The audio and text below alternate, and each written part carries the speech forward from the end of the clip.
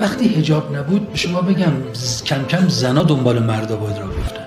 دیگه مرد نیست که زن رو انتخاب میکنه، مرد نیست که مجبور متعهد باشه. مرد میگه من آقا عرضه زیاده، کم کم تقاضا کم میشه، عرضه زیاد. بعد خانم‌ها باید سر مرد با هم دیگه رقابت کنن. چجوری؟ روزی 2 ساعت باید بری جلو آینه واستی، خودتو خوشگل کنی، خوشگل‌تر از او خوشگل‌تر از او، که بیرون رفتیم اون همکارمون اون کیس اون مردم که مثلا چیزی نه به من بیشتر نگاه کنه، به من پیشنهاد چیز. اما اگر تمام زنان یک نهضت جمعی شروع کردن، گفتم ما دید بزنی و هر روز با یکی و مسئولیت نپذیری، میخوای باید مسئولیت بپذیری. 1 مسئولیت اقتصادی، 2 مسئولیت اخلاقی، مسکن، لباس، غذا، دارو، نگهداری از فرزند، اینا همه الزامیه. باید اینا رو بپذیرید تا من اجازه بدم نگاه کنید.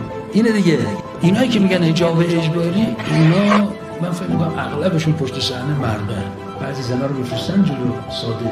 این میخواد هرج و مرج اخلاقی ایجاد کنه. بعد مرد با خودش میگه ای بابا این همه زن آرایش کرده قشنگ دارن جلوم رژه میرن، رژه بریم ببینم کدومتون رو میپسندن.